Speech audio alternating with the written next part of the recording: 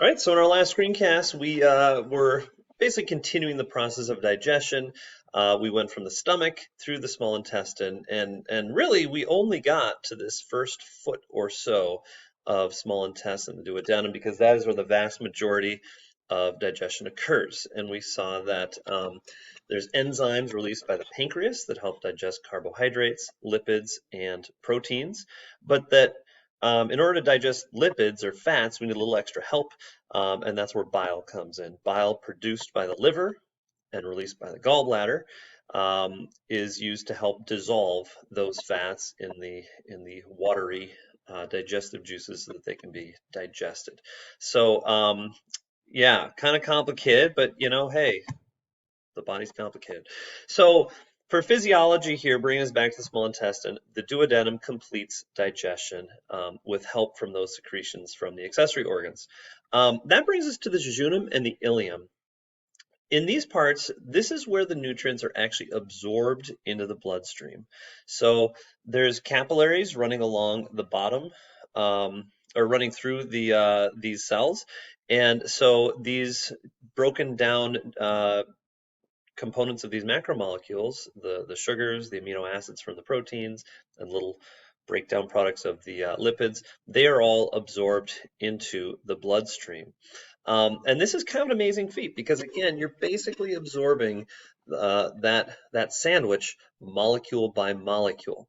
And so to help with this, the jejunum and ileum have a huge surface area for absorption. And we call that the brush border because it kind of resembles like a bristle brush, like something you might brush a horse with.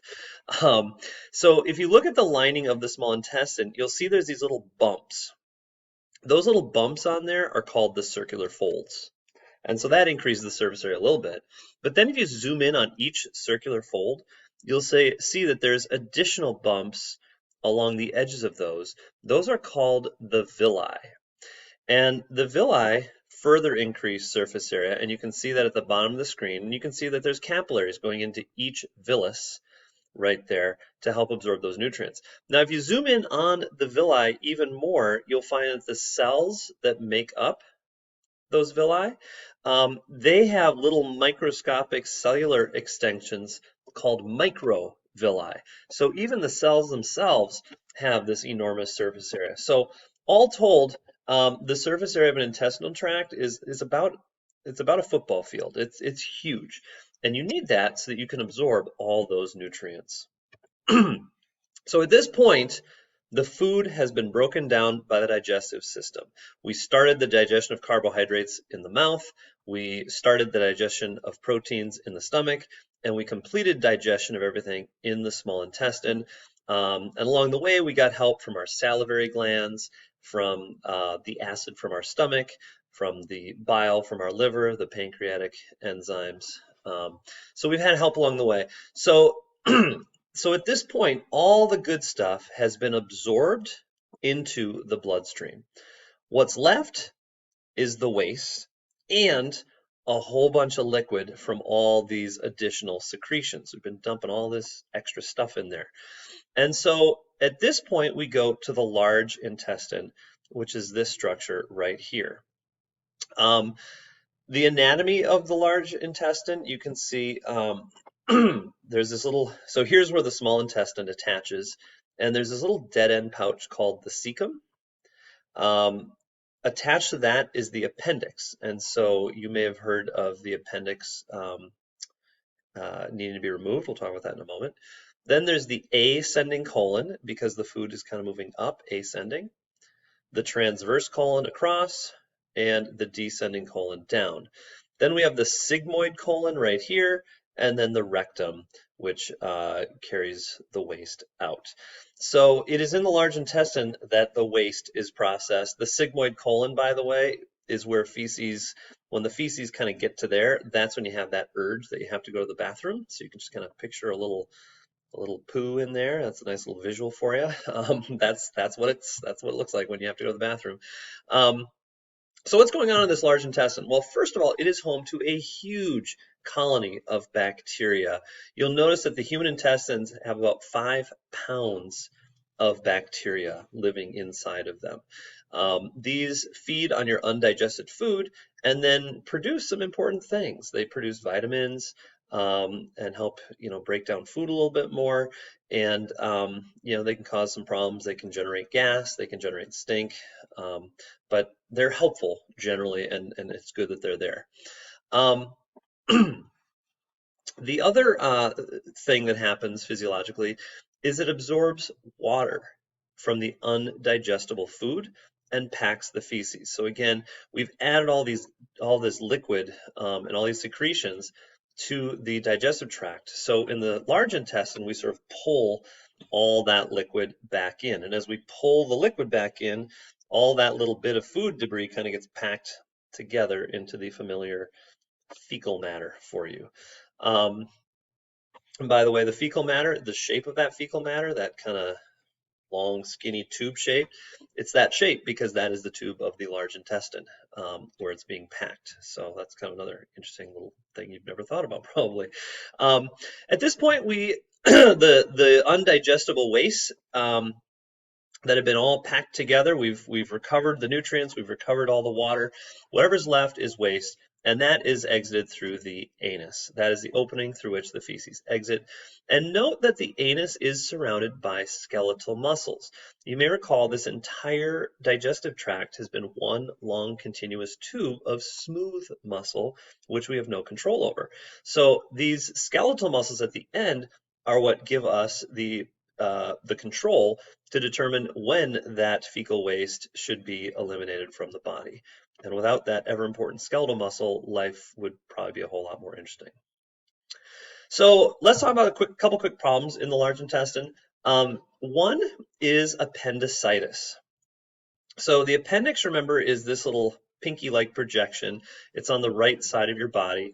And sometimes people feel this pain in this area and then need to have their appendix removed. Well, what can happen is because it's such a skinny little area, occasionally like a little bit of fecal matter can clog the opening to that. And that makes it hard for the immune system to get rid of these bacteria. They kind of divide and they push and they can't be escaped. They can't be killed off as easily. And so it builds up in pressure. And if left undealt with, it can actually rupture and release these bacteria to other parts of the body where they can cause problems. And so removing the appendix is the solution to this, and it turns out life is just fine without an appendix, so you're okay with that. Another problem in the large intestine can happen if either too much or too little water is reabsorbed. So picture that little soupy, fecally mix coming out of the small intestine. Remember, the large intestine is pulling the water out to pack the feces. So if too much water is pulled out, will that result in diarrhea or constipation? And if not enough water is pulled out, will that result in diarrhea and constipation? Did you answer correctly? Yeah, so if you pull too much water out, then the feces are dry and they don't move through the system very well, and you get constipation. You can't go to the bathroom. And if not enough water is reabsorbed, then it results in diarrhea. Final problem with in the large intestine that can take place, I want to talk about, is colon cancer. The colon is another name basically for the large intestine. And this is one of the more common types of cancer. And like any cancer, the cause of this is cells that are dividing uncontrollably, and those cells can spread to other parts of the body and cause lots of problems. And so this is a pretty serious one that needs to be dealt with. To diagnose this, they actually have to take a camera and they actually have to go up through the anus, and they use a camera to visually inspect the large intestine. And it's obviously not a pleasant experience.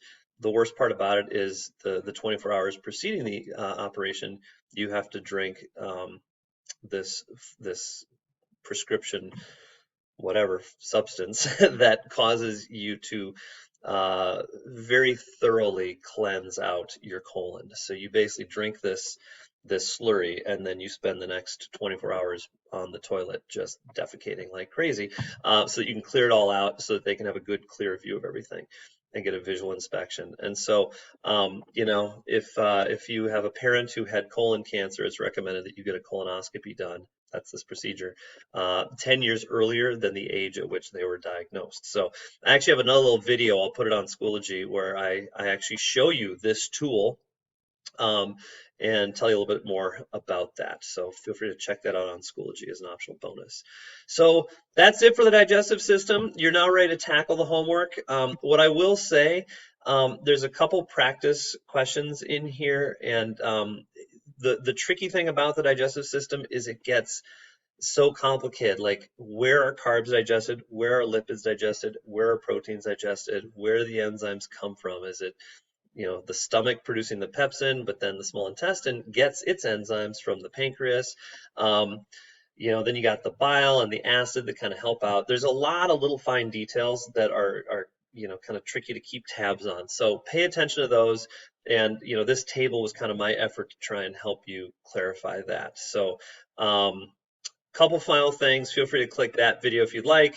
And then this is a very interesting little story in NPR that talks about the role of gut bacteria in weight gain or weight loss, and why some people tend to gain weight more easily than others. And it's a little odd sounding. There's some weird sound effects and stuff, but it's very interesting and cool. So check that out as well if you'd like. Thanks, everybody.